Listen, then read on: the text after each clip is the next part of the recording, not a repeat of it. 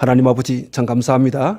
오늘 저녁에도 주의 사랑하는 백성들이 이렇게 함께 주의 전에 나와서 예배드리고 또 유튜브를 통해서 예배를 드리면서 주님을 향해서 우리의 손을 내밉니다. 주님, 우리와 더불어 함께 해주시고 주의 성령 하나님께서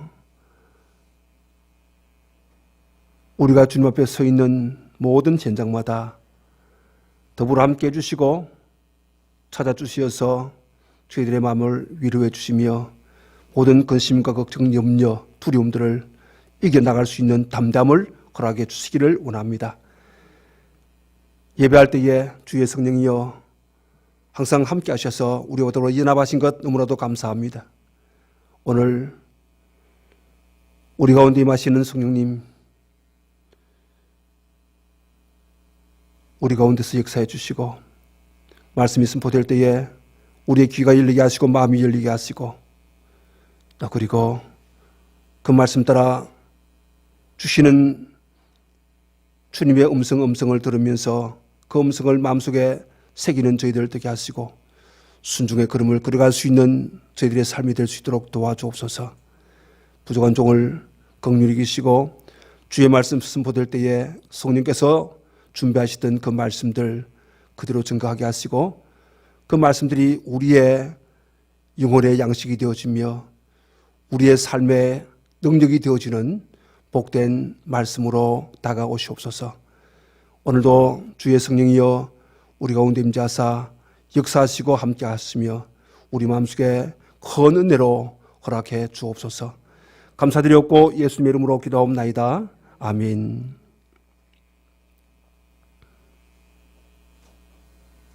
여러분, 우리가 우상이라고 말할 때에 우상은 하나님보다 더 사랑하는 어떤 것이라고 그렇게 말씀드릴 수가 있습니다.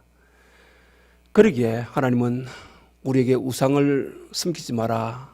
하늘에 있는 것이나 땅에 있는 것이나 땅 아래 물속에 있는 것에 어떤 것이라도 형상을 만들어서 섬기지 마라. 그렇게 말씀하셨습니다. 그런데 그 우상의 본질은 사실 그런 어떤 것들이 아니라 내 속에 있는 나 자신입니다. 나 자신이 모든 것을 컨트롤해 갑니다. 하나님보다 나를 더 사랑하고 그러면서 내 속에서 만들어지는 어떤 종교심을 가지고 형상화시켜 나간다는 것이죠. 사실 하나님 백성들에게서 이것이 가장 큰 문제라고 하는 것입니다.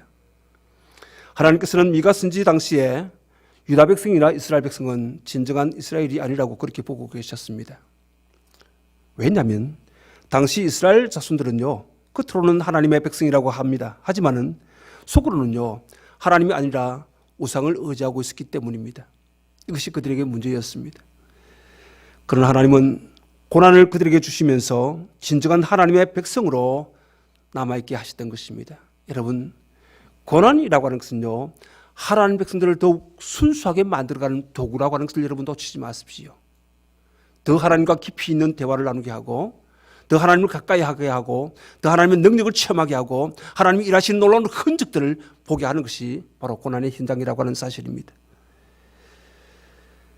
하나님께서는 야곱의 남은 자들은 두 가지 모습으로 나타날 것이다. 그렇게 말씀하십니다. 그러니까 하나님이 고난을 주시면 진정한 하나님의 백성은 그대로 남아있게 됩니다. 그래서 야곱의 남은 자들은요, 두 가지 모습으로 나타난다. 그렇게 약속을 하고 있는 것입니다.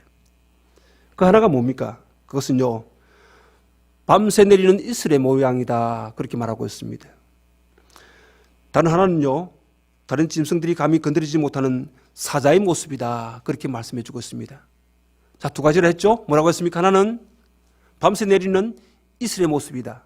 또 하나는요, 다른 짐승들이 감히 건드리지 못하는 사자의 모습이다. 그렇게 말씀하고 있습니다. 여기 7절 말씀 보시기 바랍니다. 7절 같이 읽겠습니다. 야곱의 남은 자는 많은 백성 가운데 있으리니 그들은 여호와께로부터 내리는 이슬 같고 풀에 내리는 단비 같아서 사람을 기다리지 아니하며 인생을 기다리지 아니할 것이며 그렇게 말씀하십니다. 여기서 야곱의 남은 자는요, 이스라엘 자손들 가운데서 끝까지 하나님을 믿는 자로 남아있는 그 사람들을 말하고 있는 것입니다. 여러분, 금을 재련하기 위해서 용광로에 그 집어넣으면 어떻게 됩니까? 금광석을 집어넣으면요, 그 안에 있는 불순물들은요, 타서 없어지든지 아니면 쓰러지 찌꺼기로 이렇게 걸러서 버려집니다. 그리고 순수한 금만 노란 액체로 모여서 나중에 금괴로 굳어진다는 것입니다. 마찬가지로 여기 하나님 백성들도요, 혼란을 당하면 두 부류로 나누어진다는 것입니다. 다시 말하면 그 안에 하나님의 말씀이 있고 믿음이 있는 사람은요, 하나님을 의지하는 자세로 돌아옵니다.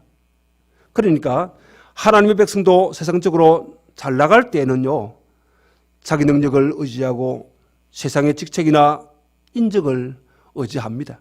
하지만 환난을 당하면요, 이런 것들이 하나님 앞에서 아무 소용이 없다는 것을 알고 결사적으로 하나님을 붙들게 된다는 말씀인 것입니다. 우리 인간에게 가장 위대한 것은요, 세상적으로 유명하고 성공한 것이 아닙니다. 그런 것이 아니라 결사적으로 하나님을 붙드는 바로 그것입니다. 그것이 믿는 성도들이 가장 위대한 모습이라고 하는 사실입니다. 만일 우리가 하나님을 결사적으로 붙들면요, 우리에게 하나님의 능력이 넘어와서 우리는 죄를 이길 수가 있습니다. 그리고 죄악된 세상을 이길 수가 있다는 말씀인 것입니다. 반면에 겉으로는 하나님의 백성이라고 하지만은 속에 하나님의 말씀이 없고 믿음이 없는 사람은요, 환난이 오면 하나님에게 실망을 하고 신앙이 아무 소용없다고 하면서 더 타락해서 세상으로 가버린다는 말씀입니다. 하나님께서 유다와 이스라엘에 환난을 주셨을 때에 이스라엘은 믿음을 가진 자가 너무 적어서 그에 남은 것이 없게 되어버렸다는 말씀입니다. 다시 말하면 하나님이 이스라엘을 아수르라는 이 용광로에 넣었을 때 찌꺼기만 가득할 뿐 금용액으로 남는 것은 거의 없다는 말씀을 해주고 있습니다. 그래서 남는 자라는 단어를 사용하고 있는 것입니다. 그런 유다는 어떻습니까? 놀랍게도 아수르라는 이 환난을 당했을 때에 많은 사람들이 자기 자랑이나 욕심을 버립니다. 그리고 하나님 앞에 결사적으로 회개하고 매달렸습니다. 그러면서 신앙 부흥을 막 일으키는 겁니다. 여러분 잘 아시지 않습니까? 기색에 있을 때 한번 보십시오. 우상숭배함으로 말미암아 나라가 완전히 망가져 버립니다. 그리고는 그들은 가난 속에 찌들어져 버립니다. 도무지 소망 없는 그런 나라가 되어버립니다. 이때 히스기야가 나타나서 하나님을 사랑하고 하나님께 대한 신앙 고백을 하면서 이 백성들을 하나님께로 돌리는 이 작업을 하고 있지 않습니까? 놀라운 일들을 하고 있더라고 하는 것이죠. 그런데 이런 과정 속에서 아수르가 쳐들어옵니다. 18만 5천 명, 그 이상이 되는 군사들을 데리고 말입니다. 사실 이스라엘 사람들은 아무것도 할 수가 없었습니다. 이 유대인들은 아무것도 할 수가 없었습니다. 소위 하나님 백성들이라고 하는 이 사람들요, 그 아수르 18만 5천 명에 의해서 찌들린 그런 삶이 되고 말았다는 것이죠. 성이 다 포위되었습니다. 거기서 다 굶어 죽게 됩니다. 어쩌면 거기서 멸절당할 수밖에 없는 그런 환경에 처해 있다는 말씀이에요. 그러나 히스기야는 하나님께 대한 신뢰감이 있었습니다. 믿음이 있었다는 말씀이죠. 그 믿음을 가지고 하나님을 바라보면서 납사계가 가져오는 모든 것들 하나님께 내어 보이면서 하나님 이렇습니다. 하나님 어떻게 하시겠습니까? 하고 전적으로 하나님을 의지하고 하나님을 신뢰합니다. 하나님은 그 기도를 들으시고 바로 일을 해버리십니다. 그날 밤에 하나님은 유대의 대적인 이 아수르 군사들을 갖다가 싹 다 죽이시는데 18만 5천 명 용서하지 않냐고 다 전멸시켜버리십니다. 이런 놀라운 일들을 하면서 백성들이 하나님 살아계심을 자신들의 눈으로 확인하고 보게 되더라고 하는 것이죠. 이게 믿음이에요. 이게 믿음의 사람들의 모습이라고 하는 것입니다. 무엇이 그렇게 만들었습니까? 결사적으로 회개하고 하나님께 매달렸을 때에. 그러보건대 그것 자체가 이미 그들의 신앙이 살아있다는 증거였지요. 결국 우리에게 중요한 것은 환난을 당하느냐 당하지 않느냐 하는 것이 아니라 얼마나 결사적으로 하나님께 매달리느냐 하는 바로 그것입니다. 어려움을 당한 후에 결사적으로 하나님께 매달리는 자들인 이 야곱의 남은 자들은, 이 사람들은요 참 순수하고 하나님 백성이라고 본문에서 말씀해 주고 있는 것입니다. 하나님은 이 사람들을 이스라엘에 비유하셨습니다. 보십시오. 방금 읽은 7절 한번 보십시다. 야곱의 남은 자는 많은 백성 가운데 있으리니 그들은 여호와께로부터 내리는 이슬 같고 그렇게 말합니다. 이슬 같고 풀에 내리는 담비 같아서 그렇게 말합니다. 그러면 사람을 기다리지 아니하며 인생을 기다리지 아니할 것이며. 여러분, 제가 이 말씀을 갖다가 곰곰하게 생각해 보면서 오늘 이 시대에 오늘 우리의 모습이 아닌가, 우리가 당하고 있는 이 현장의 모습이 아닌가, 그런 느낌을 받았습니다. 여기 미가 선지자는 하나님의 백성에 대해서 몇 가지로 말하고 있습니다. 그 첫째가 뭐냐면 이들은 만들어지는 것 자체가 하늘에서 내리는 이슬처럼 생긴다고 그렇게 했습니다. 이슬이 내리는 것은 보지도 못하고 느끼지도 못하지 않습니까? 밤에 기온이 내려가며 공기 중에 있던 수증기가 풀잎에 응결되면서 생기는 것이 바로 이슬 아니겠습니까? 그러니까 우리가 이게 언제 생기는지 잘 몰라요. 근데 보니까 생겨 있더라고 하는 것이죠.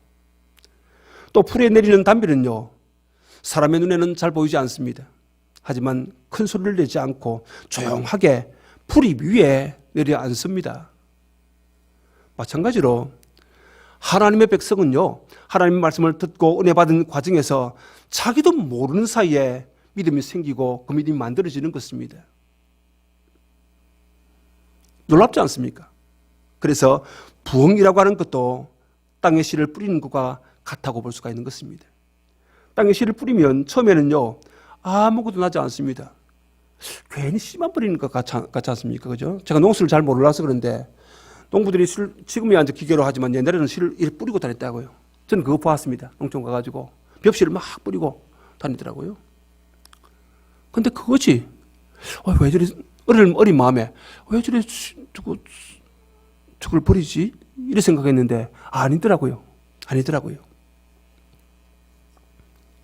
비가 오고 온도가 올라가면 땅에서 푸른 새싹이 나와서 나중에 결실하게 되더라고 하는 것입니다. 우리가 하나님의 백성이 되는 중요한 과정은 하나님의 진액을 먹는 것입니다. 우리는 이 세상의 관습을 먹고 이 세상의 지식을 먹고 자랍니다. 그러다가 우리는 순수한 하나님의 말씀을 먹을 때 이미 우리 안에는요, 하나님의 진액이 공급되면서 우리는 돌감나무에서 참감나무로 변하는 것입니다. 이게 우리의 모습이라고 하는 것입니다. 그러다가 첫 열매가 맺히면요, 그 이후에는 그런 열매들이 수천 수백 개가 막 열리는 겁니다. 그 다음 또 하나는요, 야곱의 남은 자와 이 세상 사람들의 관계라고 하는 것입니다. 다시 말하면 이 야곱의 남은 자는요, 이 세상에 대해서 이슬이나 담비 같은 존재가 될 것이라고 말씀하고 있습니다. 이 세상은 비가 오지 않으면요, 식물이나 동물이 살 수가 없지 않습니까? 그렇듯이 세상에 죄가 퍼진 후에 하나님의 비가 오지 않아서 세상은 황무지가 된다는 것입니다.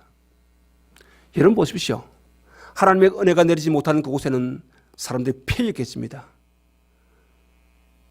사람들이요, 완악해집니다.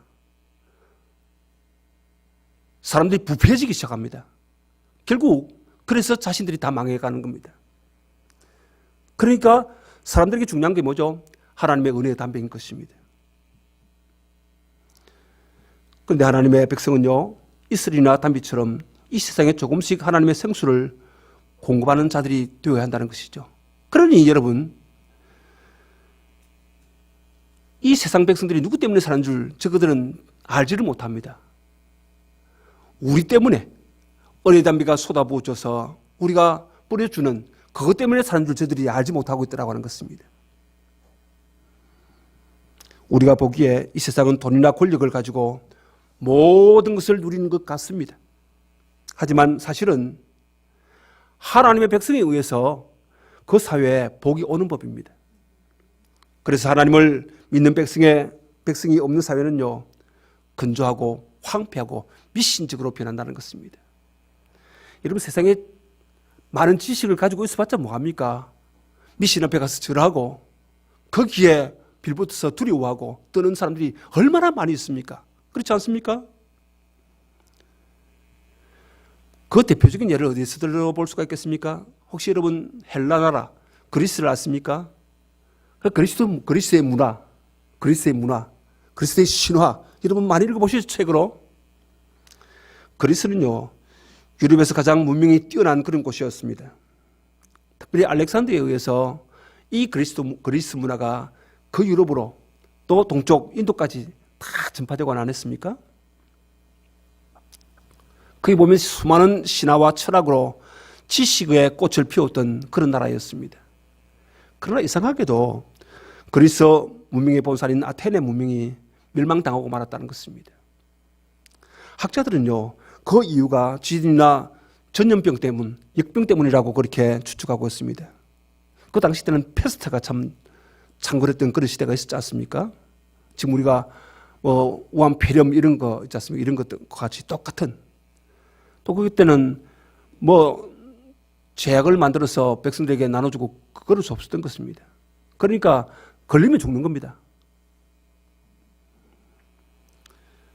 그래서 사람들은 그렇게 추측하라는 거죠. 그들이 멸망당한 것은 지진이나 천재지변, 전염병 때문이라고 그렇게 추측을 하고 있습니다. 근데 그들을 가만히 살펴보면요, 이 그리스인들은요, 우상숭배나 음행, 그런 것들이 아주 심했습니다. 그리고 전쟁을 하면요, 사람을 죽여서 사람을 제사로, 인신 제사를 갖다가 많이 드렸다는 것입니다. 이것 한번 보십시오. 그러한 미신과 쾌락의 결과는요, 비참한 멸망이었다는 사실입니다. 그러나 하나님의 백성은요, 하나님께 기도해서 하나님의 능력을 오게 할 수가 있습니다. 그렇기 때문에 진정한 부흥이 있는 곳은 패스트나 독재 같은 것이 무너지고 아름다운 세상이 건설될 수가 있었던 것입니다. 지금 이 나라가 그런 독재로 지금 흘러가고 있습니다. 그러나 하나님께서는 하나님 없이 자기 마음대로 행하는 저들을 그냥 두시지 않았을 겁니다. 반드시 하나님의 심판이 있을 것입니다. 교회를 대적하고 있습니다. 프레임을 만들어서 교회를 무너뜨리려고 합니다. 하나님 앞에서 그게 허용되겠습니까? 그럼에도 불구하고 우리는 이런 문제에 대해서 지혜롭게 대처해야 됩니다. 그리고 우리의 신앙의 순기를 지켜나가야 합니다. 여러분, 우리나라도 복음이 들어온 이후에 많은 것이 변했지 않습니까? 우리나라 사람들은요, 예수 믿고 난 다음에 미신과 봉건적인 제도, 이 양반 상놈 가르는 이 계급적인 제도, 그런 억압에서 벗어나서 엄청난 영적인 축복을 받은 나라가 되었습니다. 하늘에서 내리는 이슬이나 단비가 별것 아닌 것 같습니다. 하지만 이것이 지속되면 얼마든지 농사를 지을 수가 있고요, 과수원을 만들어낼 수가 있는 것입니다. 이것은 교회도 마찬가지입니다. 교회에서 지속적으로 하나님의 말씀이 증거되는 것이 얼마나 큰 복인지 모릅니다. 여러분, 가끔 제가 말씀드리지 않습니까? 예배 생활하고 말씀 듣지 않으면 한 달 정도 가면 거의 불순자들처럼 되어버린다고. 악한 영들이 이거 잘 알아요. 잘 알아요. 그러니 생명을 살리는 이 예배 방해한다 그 말입니다. 그러니까 여러분, 하나님의 관점을 가지고 이 세상을 바라보는 안목이 있어야 됩니다. 영안이 있어야 돼요. 그 영안은 말씀과 기도로 통해서 만들어집니다. 그것 없으면 그냥 세상 사람들처럼 이성적으로 판단하고 감성적으로 판단하고 또 의지적으로 그렇게 살아가는 겁니다. 그 이상의 것을 찾지 못합니다. 그러나 우리 하나님의 사람들은요, 그 이상의 사람들이 하늘의 백성으로서 하나님의 시민권을 가진 자로서 하늘의 눈을 가지고 모든 것을 바라본다는 말씀인 것입니다.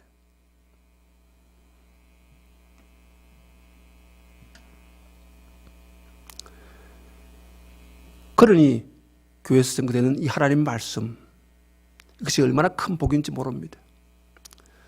처음에는 별것 아닌 것 같은데요, 한 5년, 10년 계속되면요, 이것이 엄청난 부흥과 축복으로 자라나게 된다는 것이죠. 그런데다가 말씀으로 훈련받게 되면요, 속도가 빠릅니다.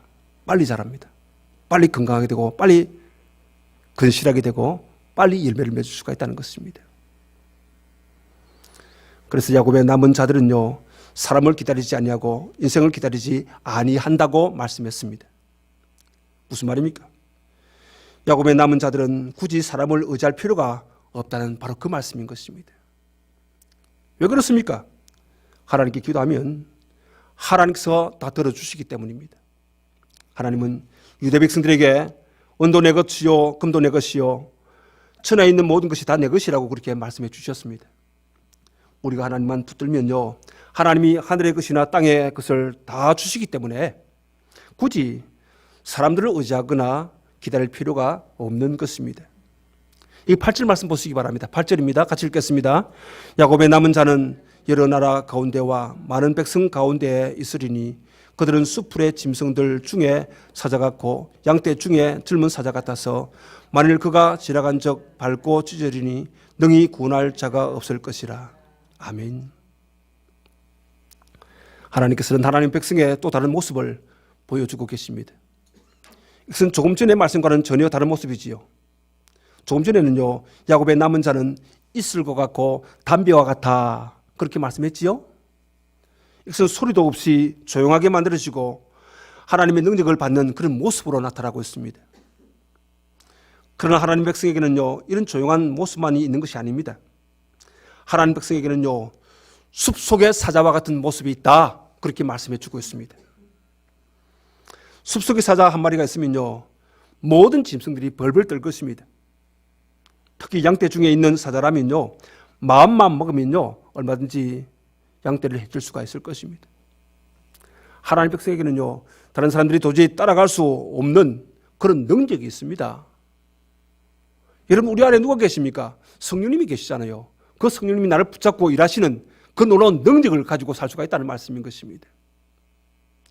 그것이 바로 하나님의 지혜와 성령의 능력입니다. 세상 사람들은요, 아무리 똑똑하고 힘이 있다 하더라도 결정적인 순간에 무엇을 어떻게 해야 할지 제대로 알지를 못합니다. 그리고 버벅거립니다. 왜 그렇습니까? 세상 사람들은요, 자기 자신을 제대로 모르기 때문입니다. 내가 누구인가 모르기 때문에 그래요.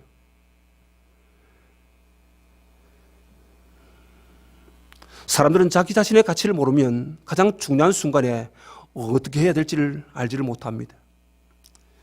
여러분, 애굽의 관료들이나 귀족들은요, 흉년이 오는 것을 요셉 시대에 잘 몰랐습니다. 그러나 감옥 안에 있었던 요셉 한번 보십시오. 요셉은 그것을 알았습니다. 그 이유가 뭐죠?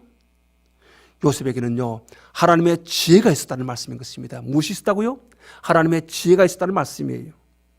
결국 우리 인간의 어려움을 풀 수 있는 것은요, 인간의 지혜가 아닙니다. 인간의 머리가 아니에요.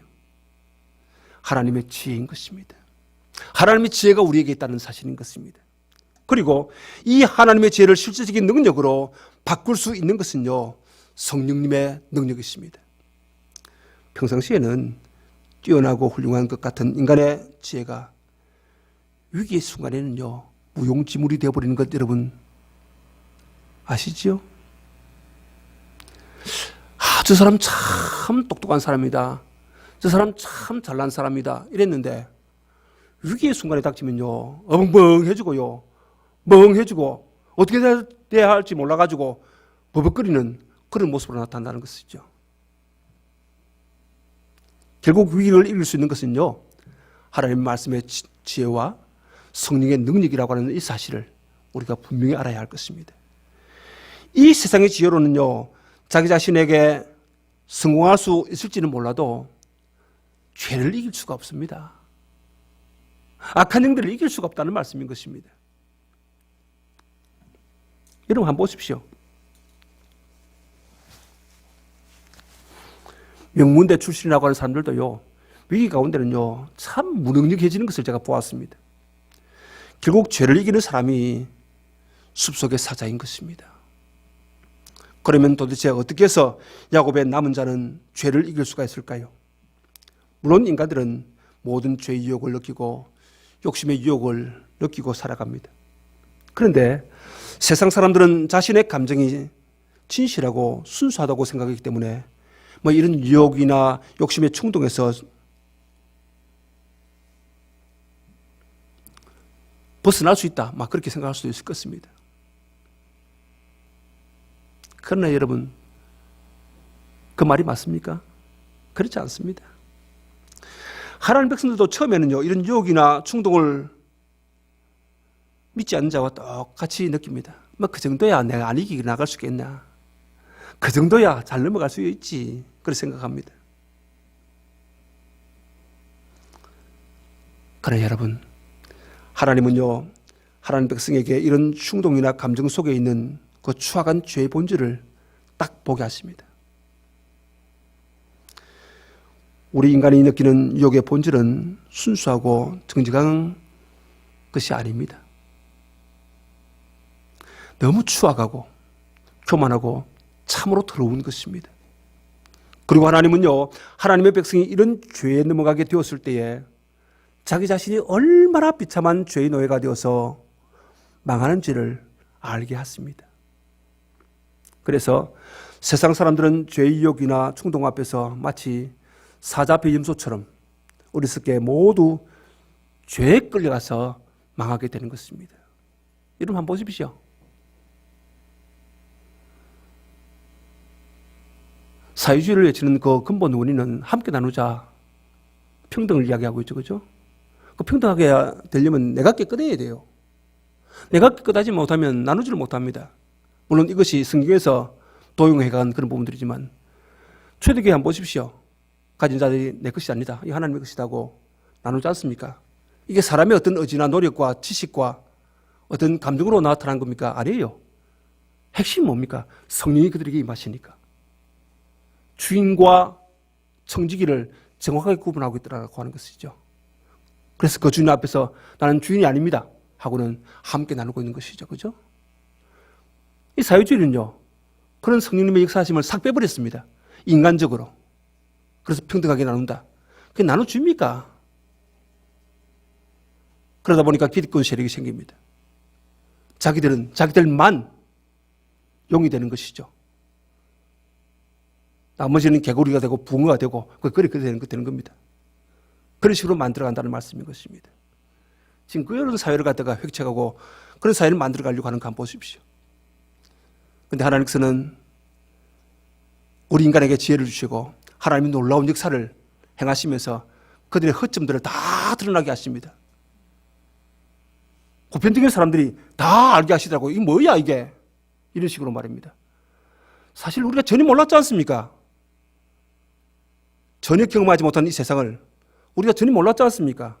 근데 하나님은요, 때가 되면 딱딱 사건을 터뜨려서 이 백성들로 하여금 알게 하시더라고 하는 겁니다.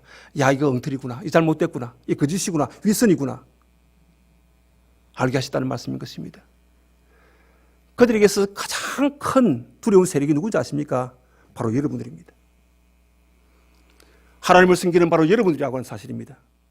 그리스도인들이에요. 왜요? 그리스도인들은 말씀이 있지 않습니까? 말씀이 있으니까 말씀 안에서 바르게 살아가지 않습니까?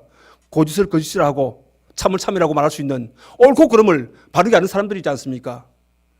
잘못됐을 때 잘못됐다고 말할 수 있는 선지자의 능력을 그 역할들을 우리가 감당하고 있지 않습니까? 그거 포기하면 세상은 끝나는 겁니다. 우리에게는 선지자의 사역들이 있었다는 말씀인 것입니다. 그래서 잘못할 때에 잘못했다고 말하되 오늘 새벽에도 큐티에 써놓은 것처럼 한 사람이 잘못하면 찾아가서 공고하고 안 들으면 두세 사람 찾아가고 또 안 들으면 교회 말하고 그 다음 불신자 사람 여기라 이랬지 않습니까? 왜 그렇게 할 수 있습니까? 하나님 말씀이 우리 가운데 있기 때문입니다. 그렇지 않습니까?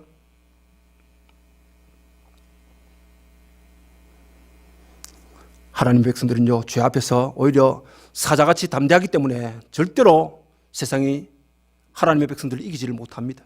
이 9절입니다. 9절. 같이 읽어보겠습니다. 네 손이 내 대적들 위에 들려서 내 모든 원수를 진멸하기를 바라노라. 그렇게 말합니다. 네 손이 내 대적들 위에 들려서 네 모든 원수를 진멸하기를 바라노라. 놀라운 말씀입니다. 여러분, 옛날에는요, 전쟁을 할 때에 자기가 가진 무기를 상대방보다 더 높이 들어서 내려치는 사람이 전쟁에서 이길 수가 있었습니다. 우리가 젊었을 때 딱 전쟁놀이 했지 않습니까? 위에서 내려 쏘는 거하고 밑에서 쏘는 거하고 다릅니다. 위에서는 다 보이지 않습니까? 승리의 깃발은 고지를 점령한 그 사람들이 이길 수가 있는 거예요. 그러니 죽어라고 고지를 점령하기 위해서 싸우고 있지 않습니까? 그렇습니다. 왜 그렇습니까? 무기를 높이 들수록 더 무서운 힘이 생기기 때문이지요. 하나님께서는 야곱의 남은 자들에게 내 손을 다른 사람들의 손보다도 높이 들어서 내리치라고 말하고 있습니다. 그래서 모든 원수를 다 진멸하라고 명령하시지요. 하나님 백성이 진멸할 원수는요, 우상입니다. 죄입니다. 불신앙입니다. 그리고 그 뒤에서 역사하고 있는 악한 영들입니다. 얼마나 지금 이 나라의 악한 영들이 강하게 역사하고 있는지 여러분 그게 눈에 보이십니까? 영안으로 보이십니까? 여러분 배구 해보셨습니까? 전 배구를 참 잘했습니다. 그런데 이 배구는요, 높이 손을 쳐드는 것이 유리한 그런 구기 종목 아닙니까? 그죠? 지금도 겨울철 리그를 했는데 이번에 이것 때문에 중단했다고 그런 말을 제가 들었습니다. 가끔 제가 이 배구 시합하는 거 제가 보는데요. 와, 외국 애들은 키가 짱대같이 커가지고 보통 목 하나 더 올라오더라고요. 목 하나 더 올라온다는 것은 팔이 더 늘라는 거죠. 그죠?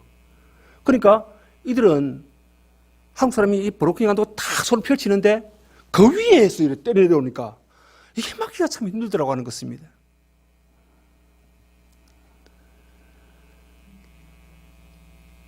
참 그런 사람 한 사람만 있어도요, 저쪽 편은요 바닥에서 기다가 지대라고 하는 것이죠. 결국 높이 뛰어서 강스파이크를 때릴 수 있는 그런 선수는요, 모든 대적을 이기고 우승할 수가 있는 것입니다. 우리는 이것을 모세와 그의 가족들에게서 볼 수가 있었습니다. 아말렉이 도전해 옵니다. 이럴 때 모세는 하나님께 묻습니다. 하나님은 모세와 아론과 훌을 산으로 올라가서 모세의 팔을 높이 들게 하라고 했었습니다. 아론과 훌이 그 옆에서 팔을 붙듭니다. 그리고는 여호수아는 그 전쟁을 치러 갑니다. 놀랍게도 모세가 손을 높이 들 때는 이스라엘이 아말렉을 이깁니다. 근데 힘이 들어가지고 팔이 쭉 내려오면 밀립니다. 이렇게 이기다가 밀리다 하는데 가만히 보니까 모세 팔이 항상 들리셔야 되겠다는 그런 생각이 들었던가 봐요. 그래서 바위에 앉히고는 양쪽에서 팔을 딱 붙들어 줍니다. 아론과 훌이 말입니다. 아론 누구죠? 모세의 3살 위의 형님이죠. 그죠? 훌은요? 훌은 누굽니까? 미리암의 남편이었습니다. 사형이었습니다. 이 믿음의 가족들이 함께 손을 꼭 잡아주니까 그 전쟁에서 완전히 승리할 수가 있었다는 말씀인 것입니다. 결국 아론과 훌이 모세의 양손을 옆에서 힘있게 들었던 이것, 모세의 손이 내려오지 않도록 하기 위한 그것, 그럴 때 여호수아와 이스라엘 백성들은요, 완전 아말렉을 이기고 승리할 수가 있었던 것이죠. 여러분, 그런 의미에서 볼 때 오늘 이 시대 모세와 같은 우리들이 하나님께로 향해 들은 이 팔을 갖다가 내리서는 안 된다는 것입니다. 그게 뭡니까? 기도죠. 그죠? 여러분, 기도를 내리지 마십시오. 기도 손을 드십시오. 하나님께 대해서 기도를 하시라 그 말입니다. 기도하는 팔은 내려와서는 안 됩니다. 그렇다고 여러분 모세처럼 늘 이렇게 기도하라고 손 들고 기도하라고 하는 것은 결코 아닙니다. 기도의 손을 높이 들으라는 것입니다.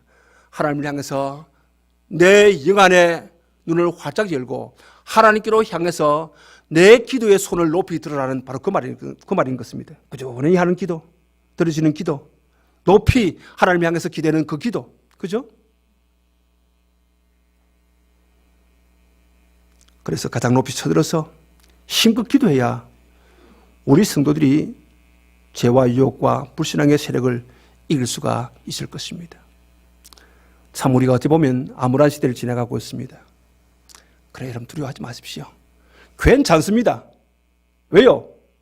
하나님의 성령이 우리와 더불어 함께 하시지 않습니까? 놀라지 마십시오. 그분은 바로 우리들의 하나님이십니다. 우리를 굳세게 하실 것입니다. 우리 하나님께서 우리를 도와주실 것입니다. 그분의 능력의 손으로 우리를 붙들어 주실 것입니다. 이 믿음 가지고 비록 답답하고 어려운 일도 많지만은 또 불편한 거 많지만은 믿음으로 이겨나갈 수 있는 얘네 모든 가족들이 되시기를 주님의 이름으로 축원합니다. 기도하겠습니다. 주님 감사합니다. 오늘도 주께서 주시는 이 말씀을 통해서 우리가 용기 백배하며 세상을 향해 나가겠습니다. 우리 가운데 거하시고 일하시는 주의 능력을 우리가 함께 보게 하시고 주의 일하시는 큰 손길을 함께 누리며 살아가게 하여 주시옵소서. 우한폐렴으로 인해서 나라가 참 위태한 지경까지 지금 빠지고 있습니다. 주님, 이 백성들을 긍휼히 여기시고 하나님의 능한 손길을 펼쳐 주시옵소서. 하나님의 계획이 어떠하신지 저희들 알 길은 없습니다마는 그러나 어느 정도 우리 마음속에 담아주시고 지혜 주시어서 예측을 할 수가 있습니다. 그것을 보게 하시는 하나님 참 감사합니다. 결코 하나님 백성들 무너지지 않도록 인도하실 것을 확실히 믿습니다. 그 믿음 붙잡고 세상 속에 나가서 우리의 할 일들 처연히 잘하고 또 주님께서 우리에게 맡기신 일들 은혜롭게 잘 감당하고 주의 능력을 붙들고 세상을 이기며 살아갈 수 있는 저희들이 되게 하여 주시옵소서. 혹시 연약해서 이 환절기에 질병으로 인해서 고통당하는 자들이 있습니까? 주님 찾아주시고 어루만져 주시고 지병을 가지고 힘들어하는 자들이 있습니까?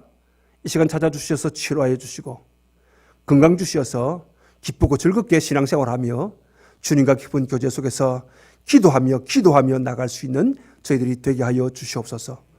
감사드리옵고 예수님의 이름으로 기도하옵나이다. 아멘.